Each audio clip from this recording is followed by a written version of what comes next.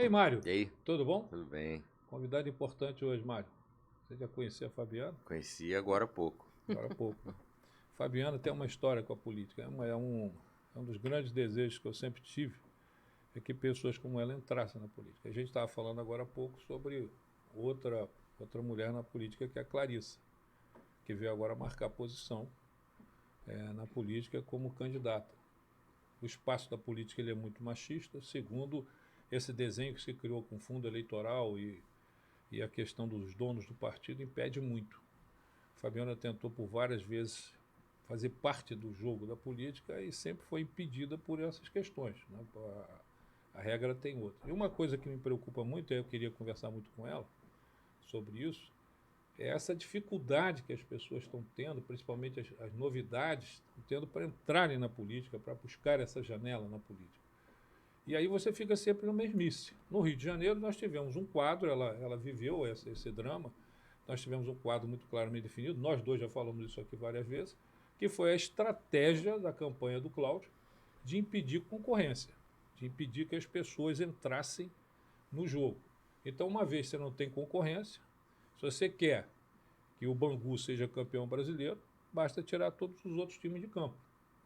Então, ela também teve nesse movimento lá com o PRDB, nós vivemos isso também de outra fase com o Ronaldo. Aí eu queria conversar um pouco com a Fabiana sobre isso e sentir dela esse sentimento. Como é que você está vendo a política no Estado e como é que você está vendo a política no Brasil em torno disso? Bom, Jackson, Mário, obrigada pelo convite. Eu acho que a questão mesmo de você ser uma pessoa de fora da política, né, ela já cria uma determinada, né, reticência do próprios partidos, né, para saber o que vem. Eu, de certa forma, eu entrei num sistema político de transformação, foi naquilo que eu acreditei, né, tive outras oportunidades de entrar para a política, eu sempre fui um pouco, né, como todo cidadão de bem, infelizmente a gente tem uma certa, né, receio mesmo de entrar na política, mas para mim era muito claro o meu papel, né, eu sempre trabalhei com a população vulnerável, com a governança, com a transparência, com o combate à corrupção no desenvolvimento, no esporte.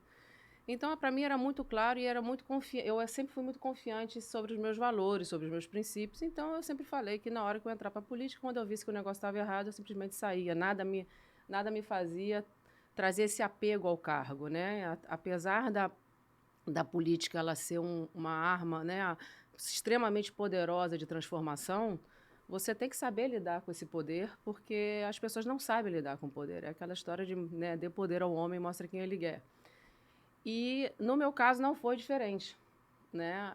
Quando eu entrei para a política, a minha visão né, de atuação era uma visão muito clara de transformação e desenvolvimento social. Todo mundo, inclusive, perguntou se eu ia pegar a Secretaria de Esporte, que seria o mais fácil para mim, porque eu tenho, né, um network muito forte no esporte.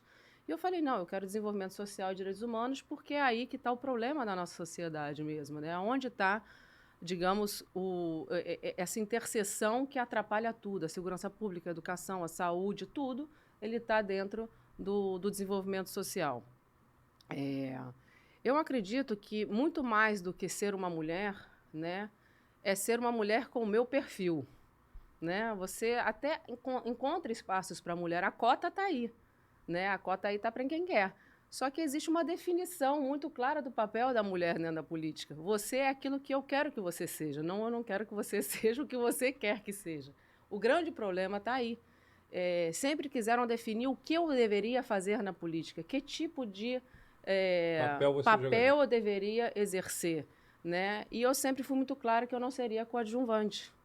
Né? Não porque acreditasse que eu pudesse ser A, B, C ou melhor do que ninguém. Simplesmente porque eu tenho uma personalidade onde o meu papel, efetivamente, é de executivo, é de fazer as coisas. O pessoal brinca que eu não sou um pé na porta, eu sou dois pés na porta. Então, assim, para mim é muito difícil ser coadjuvante, principalmente de um sistema que precisa de posicionamentos muito mais fortes, muito mais decisivos, para que a gente não tenha, né, o que tem hoje, que é uma flexibilidade total com relação aos valores, com o que a gente precisa fazer para o Estado, dependendo do grupo de poder a gente faz ou a gente não faz. Ali a situação é muito clara. O Estado do Rio de Janeiro, mesmo em recuperação fiscal, claramente é um Estado que tem recurso para se recuperar. Claramente. É claro que você precisa, né, fazer uma administração financeira onde você consiga, por exemplo, aumentar o valor, né, que você tem para o orçamento para infraestrutura, porque isso é o que gera, né, o que favorece a economia. Mas você tem, por exemplo, eu tinha um orçamento do FISED de quase 250 milhões de reais, Isso que na era secretaria que você na ocupou. secretaria que eu ocupei, que é o Fundo de Segurança Pública e Desenvolvimento Social, que você tinha capacidade de simplesmente recuperar todos os locais de atendimento à população vulnerável. Eu tinha esse recurso. Eu deixei, inclusive, quando eu saí, tudo programado para recuperar. Mas não há interesse. Atualmente, Fabiana, a gente está vendo isso na política. O grande discurso que está tomando conta é o discurso da fome. Toda hora que eu vejo, assisti o debate dos presidentes, eu assisti as entrevistas dos candidatos a governador do Rio de Janeiro, e isso está começando a incomodar. Quer dizer, as pessoas falam de fome, a população brasileira passa fome, tem fome, só que o Estado ele não consegue responder o mínimo que poderia responder com relação a isso. Por quê? Porque exatamente os políticos que estão exercendo a função que poderia ajudar na solução dos problemas não têm noção. Eles acham que a fome você resolve com programas sociais, distribuindo dinheiro, entregando dinheiro às pessoas. Ciro Gomes, por exemplo, vem defendendo muito a tal da renda mínima, que é uma ideia do Eduardo Suplicy. Todo brasileiro, pelo fato de ser brasileiro, deveria receber R$ 1.000 por mês para cuidar da vida. Será que é esse o problema? Então, aí é que eu me coloco muito, quer dizer, existe saída para esse quadro no Rio de Janeiro? Um quadro de miséria crescente, onde o crime tomou conta exatamente se aproveitando disso? Tudo é uma questão de prioridade, né? E tudo é uma questão de populismo. Eles falam da fome, mas não tomam decisões para a questão da fome, né? Então, o que é muito claro, quando principalmente eu tinha, né, dentro da minha secretaria, eu tinha a questão da segurança alimentar, numa das reuniões que eu tive com a cúpula, eu fui muito clara. Eu falei, vocês estão tomando decisões que a consequência disso, as pessoas morrem. Ou de fome, ou de calamidade, ou de frio, ou de falta de atenção à saúde. Elas morrem. As decisões que são tomadas aqui, as pessoas morrem. Não há um entendimento, fala-se Deus, fala-se, né, tudo, né, hipotético, aquela coisa, né, para chegar ao coração, mas a gente não precisa mais chegar ao coração das pessoas, a gente precisa chegar à execução das políticas públicas. O quanto do governo federal de recurso nós tínhamos disponíveis na nossa secretaria, e temos em diversas secretarias, que não são executados por falta de competência da gestão em fazer todo o processo, né, lá de recurso do governo federal. Nós temos hoje, por exemplo, a assistência social, uma falta. Assim, o que é assistência social hoje? São os amigos do governo que vão fazer, né, candidatura nas favelas e etc. São esses os assistentes sociais. Os assistentes sociais profissionais, efetivamente, a gente precisava de um concurso, não podia mais no desenvolvimento social ter gente de indicação política, porque a questão da fome, a questão da violência contra a mulher, a questão da violência institucional, a questão do problema da polícia, enfim, todos esses problemas, eles precisam de profissionais tomando conta. Porque são as políticas públicas que não deixam de ser executadas porque as pessoas que estão ali não sabem executar as políticas públicas. Existe um outro tabu nesse meio da política também, que é a tal da indicação política. Isso também é uma outra coisa que eu estou nisso há muito tempo, me incomoda. O problema não é da indicação política, é de quem indica, da forma com que é indicado isso. Não, o problema é a pessoa que é indicada. Você pode indicar sem dizer até na iniciativa privada você indica. Até você o seguinte, o problema é de quem indica, de quem faz a indicação. Por quê? Qual é o objetivo dessa indicação? O objetivo dessa indicação é pedir voto, é continuar explorando a miséria, é continuar explorando a pobreza. Quer dizer, eu me lembro, uma das visitas que eu fiz aos Estados Unidos, tenho um filho que mora lá, eu fui a Washington e visitei lá o Capitólio, Congresso americano. E aí fui recebido por um deputado de Ohio. Estava lá a equipe dele e tal. Fizemos uma reunião boa. Eu fiz uma pergunta que o cara ficou estupefato me olhando. Ele disse assim, vem cá, esse pessoal que está com você aqui trabalhou na sua campanha, na sua eleição? Ele disse, what? Como? Ele disse assim, aí eu insisti, ele disse, não, eu não... Eu não ganhei eleição para trazer as pessoas que votaram em mim, nem as pessoas que votaram em mim foi por isso. Eu, quando cheguei em Washington aqui como deputado, para cumprir o primeiro mandato, que é de 2 anos, eu procurei uma empresa para selecionar os profissionais que eu preciso. E eles ficam aqui enquanto estiverem comigo, enquanto atenderem as metas e a razoabilidade daquilo que tem que ser feito. O que a gente vê hoje, aí a gente está vendo na campanha, por isso você tem dificuldade, muita gente tem, é a maneira como se usa a máquina pública nessas indicações. O que falta em toda, né, no Brasil, e eu acho que uma das minhas atuações no esporte é o mais forte, é trazer a pauta da governança e da transparência. Não existe corrupção onde há transparência. A gente brinca que tem um quarto escuro, uma luzinha, e aí aparece o ratinho.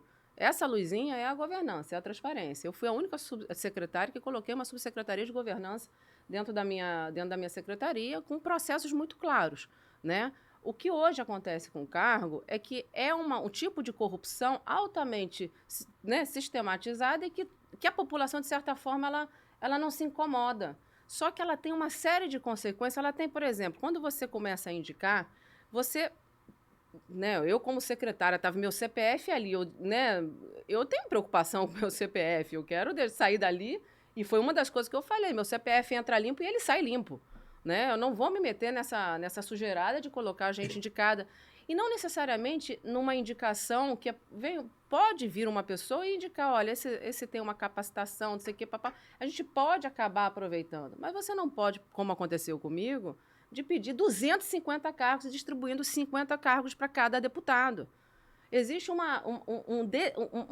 nível de gravidade nesse tipo de pleito, que é você acabar com a máquina, né? O que a máquina pública está fazendo ali? Você acaba com uma programação. E foi uma das maiores, né, confrontos que eu tive. Eu falei assim, eu não vou dar um cargo, não vou dar 250, eu não vou dar mais um.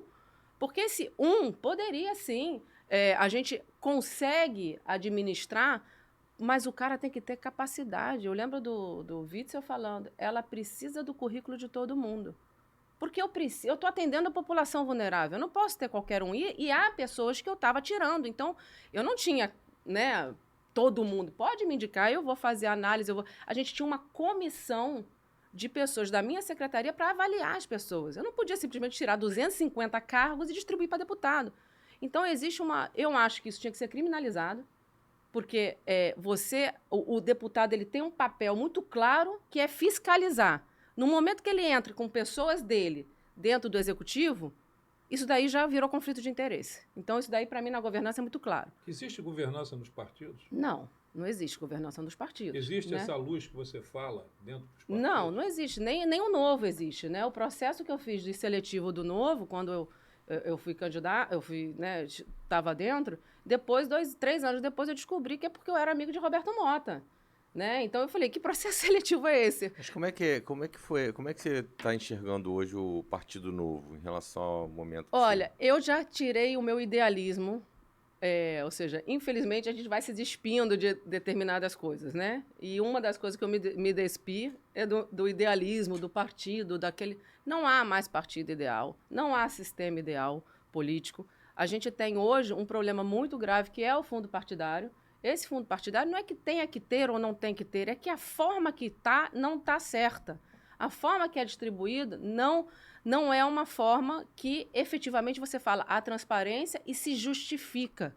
Da forma que ele está, ele não se justifica. Você não pode ter presidentes de partidos donos de seus partidos. Você vê os partidos falando dele, esse partido é meu, da minha família. Isso não existe, isso é um processo na democracia que não deveria ser aceitável. Então, hoje você tem tanto o Partido Novo, você tem lá, claro, o Partido Novo tem seu estatuto, mas assim, a política também não se faz em Harvard só, com gente com MBA. Eu sou formada, eu sou jornalista, eu sou pós-graduada em Relações Internacionais, eu tenho MBA pela Fundação Dom Cabral, eu sou absolutamente competente para exercer os cargos que porventura vierem, mas eu não uso isso dentro da política, porque eu tenho que ter mais, você tem que ter empatia, você tem que entender. Poeta demais. Tem poeta demais, exatamente. O problema do Partido Novo é que tem poeta demais.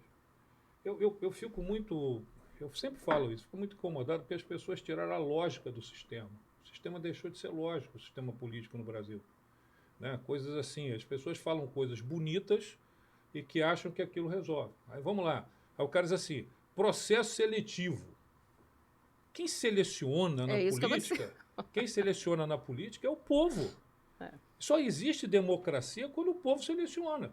Aí o povo diz assim, poxa, eu estou vendo em você uma grande liderança. Você percebe, você, por exemplo, mexe com pesquisa, você identifica. Assim, aqui tem uma liderança, então me interessa trazer essa liderança para dentro do meu partido. Não, o processo seletivo que os caras falam no Novo são os caras deles que indicam os deles pelo currículo deles. E eles não se entendem. Aquilo é um grande blefe. A questão fundamental para mim do partido é... O partido tem... Eu sou dessa época, Fabiano. O partido tem filiados. Os filiados se reúnem em convenção e decidem. É isso aí. Eu cansei... E, curiosamente, paradoxalmente, o Brasil, quando vivia uma ditadura, ele tinha democracia nos partidos. Eu fui secretário-geral do PFL e a gente disputava as vagas dentro do partido em convenção. Tinha uma lista, você recebia uma lista de candidatos e ia lá votava. Os caras iam para a tribuna brigar pela vaga de candidato a deputado, a vereador. Hoje não existe isso. Os partidos simplesmente se tomaram conta da situação, é o dono do partido, e eles é que decidem. Ontem, por exemplo, eu vi, quando eu vi o debate dos presidenciáveis, eu vi ali o seguinte, nenhum ali foi aprovado por suas convenções. Nenhum. Nem o próprio Lula. Todos eles lideram o processo, é aí por isso que as portas estão fechadas. Por isso que o Lula é candidato único, exclusivo do Partido dos Trabalhadores, desde que o partido nasceu. E tem uma questão interessante aí, que a legislação eleitoral ela é muito clara para A, B, C e D. Mas ela não é clara pelos desmandos e mandos dos partidos, né? Para chegar a um processo eleitoral, né, um limpo, democrático, você precisa cuidar do backstage dele. O que está acontecendo? Não se há, né, por parte dos órgãos responsáveis, uma análise do que está acontecendo efetivamente por trás desses partidos até chegar a efetivamente a candidatura. Então, hoje, eu não acredito que seja o partido, por exemplo, o candidato Paulo Ganimi, hoje, é o melhor candidato para o estado do Rio de Janeiro. Né? Mas a população do Rio de Janeiro está preparada para votar numa pessoa, né, que é um deputado federal, né, bem conceituado e tudo mais, mas a gente não tem hoje uma visão pragmática da política. A gente tem uma visão ainda de quem dá um pouquinho. Vocês são profissionais de comunicação. A questão é o seguinte, não é que o povo esteja preparado ou não. O candidato não se comunica. Claro que é uma... A comunicação, você ganha eleição quando se comunica. Aí você olha, como foi ontem, como foi no debate o Dávila. Eu fiquei extremamente frustrado, eu fiquei olhando assim, o cara chegou num ponto que ele começou numa defesa radical, raivosa, irracional, contra o fundo eleitoral, quando a questão fundamental do Brasil, a gente vai falar depois com outro liberal aqui, quando a questão fundamental do Brasil não é essa. A questão fundamental no Brasil é o Estado tem um tamanho e uma importância tal que só resolve a vida dos seus. O Estado brasileiro ele existe para os seus servidores, para os empresários que fornecem para ele, para os políticos que se servem dele. O Estado não está a serviço da sociedade. Mas ele não está a serviço porque, é o que eu falo, eles não estão cuidando desse backstage da política, eles estão cuidando do processo eleitoral ali na ponta. Não há uma reflexão, efetivamente, do que está acontecendo com os partidos políticos hoje, que não dão a oportunidade e falam assim, mas por que você não vai me dar a oportunidade? Porque eu, de certa forma, eu assusto, porque eu falo, não vou ceder. Mas eu vou dizer a você o seguinte, na época, antes dessa confusão que armaram, tudo isso, você entrar num partido, como é que funcionava? Você entrava num partido, se filiava, aí você começava a fazer um movimento interno no partido com os convencionais, e aí você começava a ter a sua liderança, você ia abrangendo isso, ia chegar num momento que você tinha lá a sua seção do partido, e a hora que você quisesse ser candidato, seja o que for, você ia lá para dentro do partido e brigava. Brigava dentro do partido. Brigava. Hoje não. Hoje um cara é dono, ele fecha as portas. Por isso é fácil, por exemplo, o Cláudio Castro fazer a estratégia que ele fez. Não, mas na verdade aquilo não foi uma estratégia. Vamos parar para pensar uma coisa. Existe unanimidade na política? Não. Existe. Existe? Existe. O Witzel conseguiu isso. Todo mundo votou a favor do impeachment do Witzel. O Witzel entregou a articulação política para o Cláudio Castro, porque o Witzel era o outsider. Ele entregou a articulação política. Quando começou a haver o problema, com sua razão ou sem a sua razão, o que aconteceu? O Cláudio Castro, obviamente, ele abraçou aquela necessidade política, né, dentro de uma situação crítica, grave. Só que como assim desassociar o Cláudio Castro do Witzel? Não tem como. Ele era, inclusive, por decreto, ele foi nomeado o responsável pela comissão de gestão da questão dos hospitais, né, da Covid. Ele era o responsável, por decreto. Se você pensar que parece que se desassociou, né, o problema do Cláudio Castro, não se desassociou, é que o Cláudio, com a sua articulação política, é um cara inteligente. Mas quem decidiu que o Witzel seria candidato? Quem decidiu que o Cláudio seria o vice? Foi um cidadão chamado Pastor Everaldo. Peraí, mas vou te contar uma historinha então, Jackson. O Witzel me convidou para ser candidata a vice-governadora dele. Né? Isso está gravado, inclusive. Não, mas quem decidiu? Eu não aceitei, exatamente por estar nova na política, eu falei, eu não vou entrar nesse processo sem... Eu quero entrar com bolsa para poder sair. Eu não quero entrar para depois ter um problema. Eu queria conhecer primeiro o processo. Quando eu não aceitei, aí buscaram o Cláudio. Aí o pessoal brinca comigo. Você seria governador agora. Eu falei, gente, eu não ia ser governador agora. Tem duas questões aí importantes. A primeira, provavelmente ia ter saído antes. Quando eu começasse a ver o problema, eu renunciava. Porque eu não tenho essa retroalimentação desse sistema de cargos na política, não é a feitiço. Eu estou ali para uma missão e acabou. A minha missão não está conseguindo ser cumprida ou chegou ao final, eu simplesmente saio.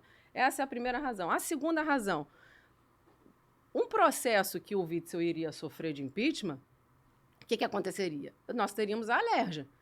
Eu não teria a articulação que o Cláudio teve na Alerj. Eu não era uma política. Eu seria tão novata quanto o Witzel. Eles iam ou impeachment, né? Ou eu ia sair antes, ou ele impeachment os dois.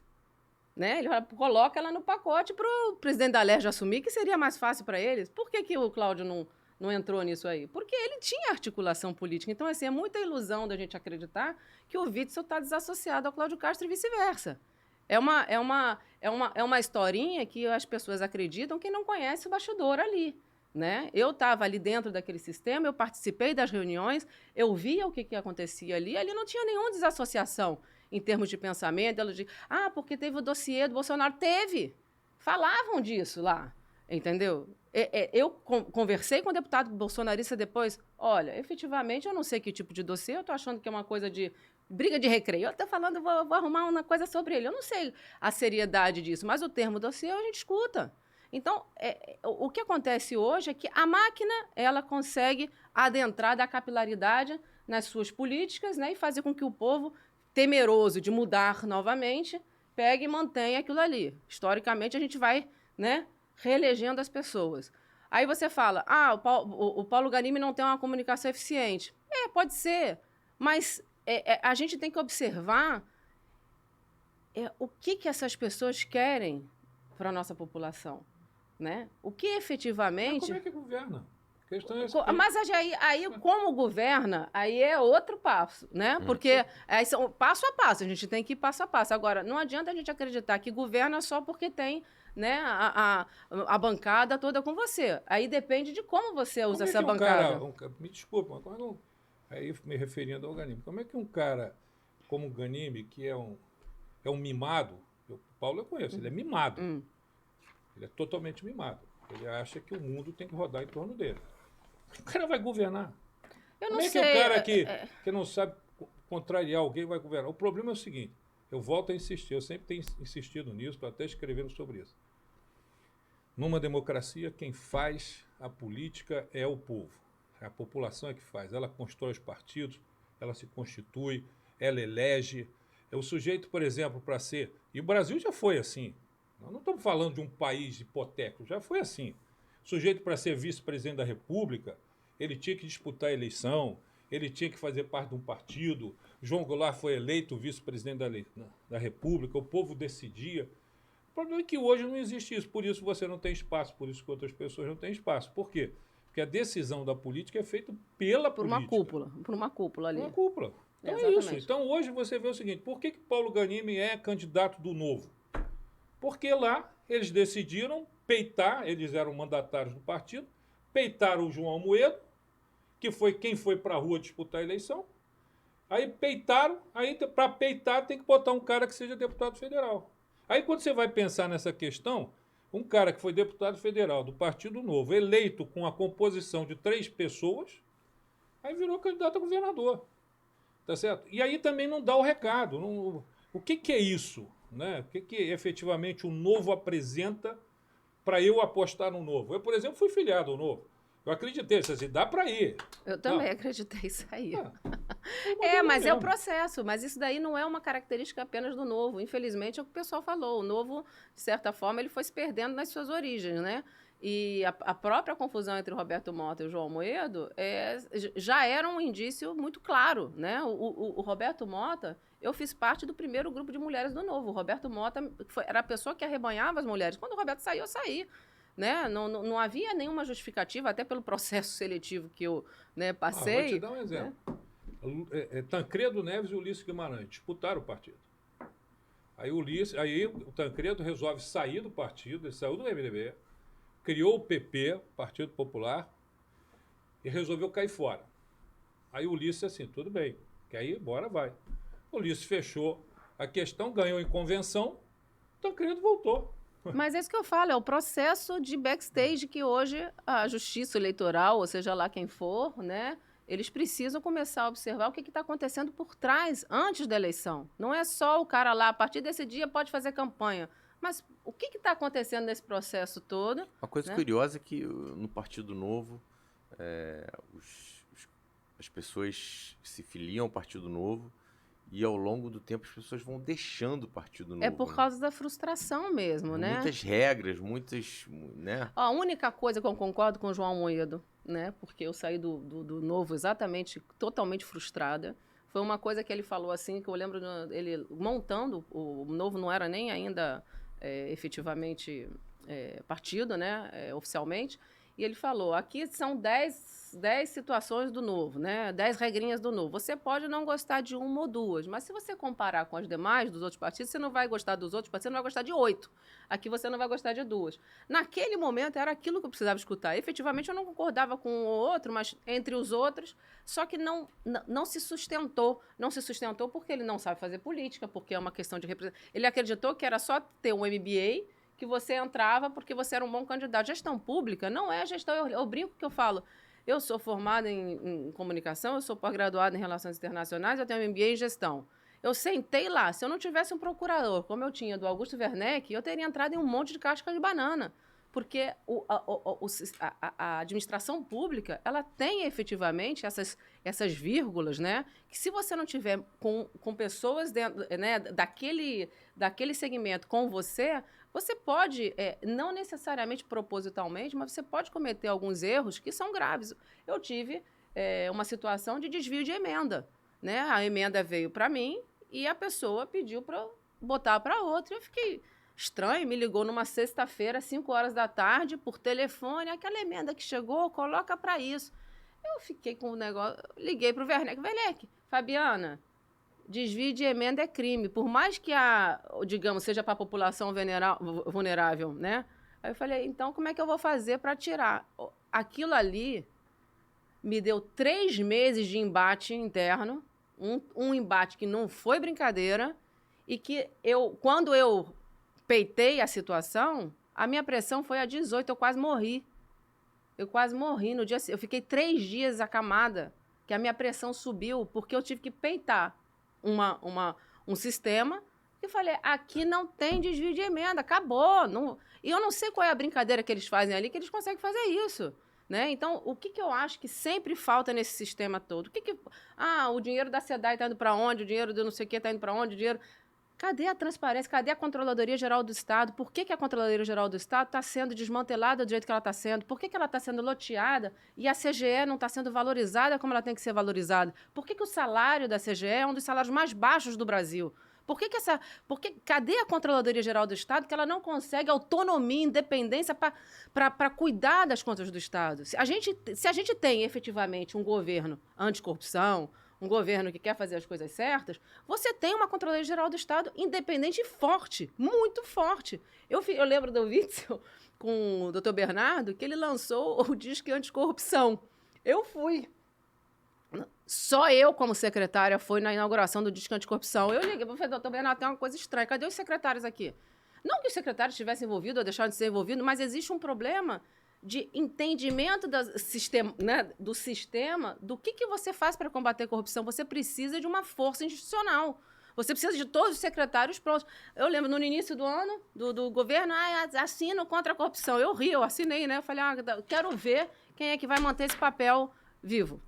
Quero ver. Eduardo Paes está lá com um papelzinho de integridade. Quanto escândalo tem aí? Estava ali, passando na Avenida das Américas agora. Né? Recapeando tudo lá, colocando o concreto e etc.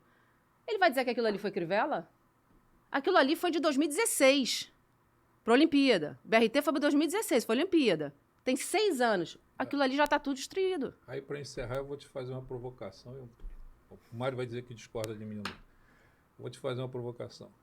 O povo brasileiro quer combater a corrupção. O povo brasileiro, esse que vai lá, elege, vota, ele quer combater a corrupção. Aí eu digo a você o seguinte, você hoje tem um presidente da República, um candidato a presidente da República, foi julgado por todas as instâncias, foi condenado como corrupto, não foi mole.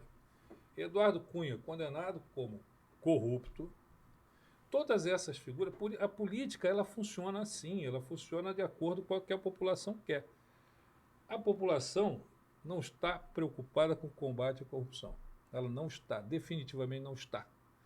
Ou ela não tem uma liderança que consiga convencê-la de que o combate à corrupção é fundamental. Aí ficam os agentes públicos sérios, como você, com outros, brigando numa luta intestina enorme para combater a corrupção, quando o povo nas urnas chancela o corrupto. O povo chancela. Porque esse tema não é relevante na discussão do povo. O povo não quer saber disso. Você tinha um presidente preso, um ex-presidente preso. Ele estava preso e ele levou o candidato dele ao segundo turno da eleição. Entendeu? Então, são temas que, às vezes, a população, nós que estamos aqui, né, e a política, ela cria uns temas que ela diz que interessa a população. Corrupção é uma, educação é outra.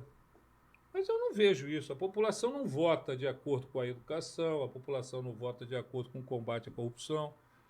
E aí serve para o nosso programa aqui, né? Quer dizer, o programa aqui a gente cuida de política. É que eu gostaria de chamar a atenção disso, já terminando e dando aí o encerramento. E com você com a palavra final. Eu não vejo o povo preocupado com essas questões. Eu não vejo. Eu vejo o povo preocupado com outras questões.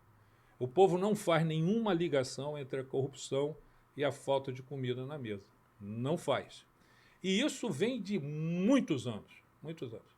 Muita gente atribui aos adversários do Adhemar de Barros a frase rouba, mas faz. Mas a frase era dele. Quando os adversários começaram a dizer, ele resolveu assumir a frase, assim, eu roubo, mas faço. Entendeu? Mas vamos lá, para você terminar.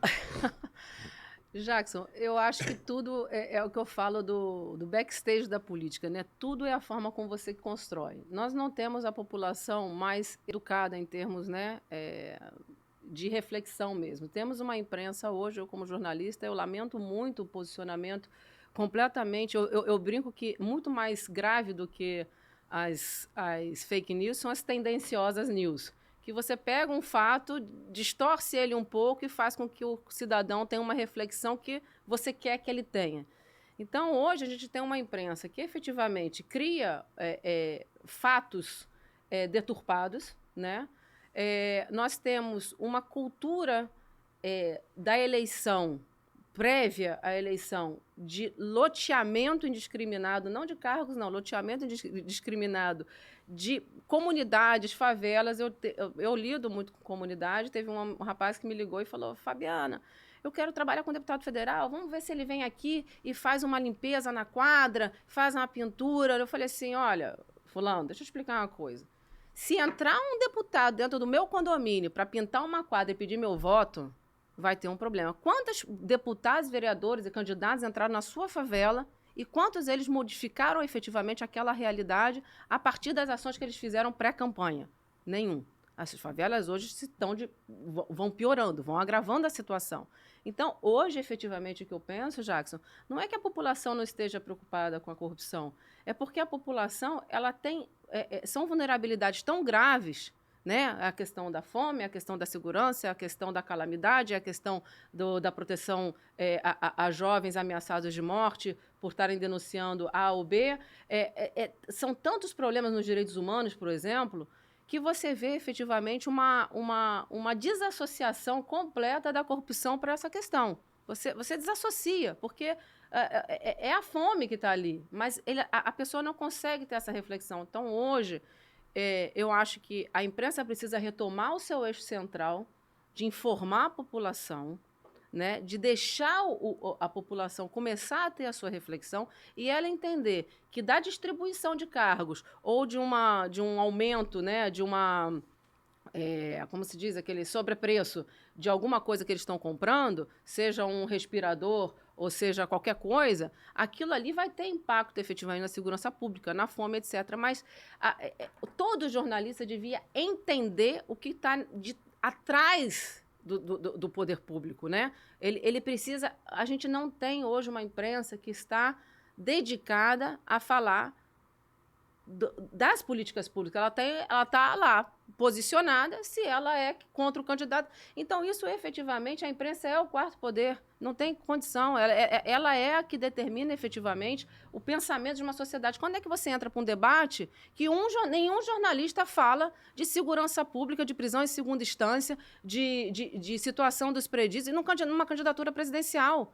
Você não viu ontem ninguém falando de segurança pública no nível da gravidade que nós temos, né? Então, o que é isso? É uma imprensa, efetivamente, que repetiu 4 vezes a questão da mulher. É claro que nós temos que falar da violência contra a mulher, do impacto econômico da violência contra a mulher, do impacto na família da violência contra a mulher, no impacto no futuro de jovens, de crianças, etc. Mas você não pode colocar a pauta da mulher como prioridade sine qua non de tudo que está ali. Não pode ter 4 jornalistas perguntando a mesma coisa. A gente tem que diferenciar e tem que fazer...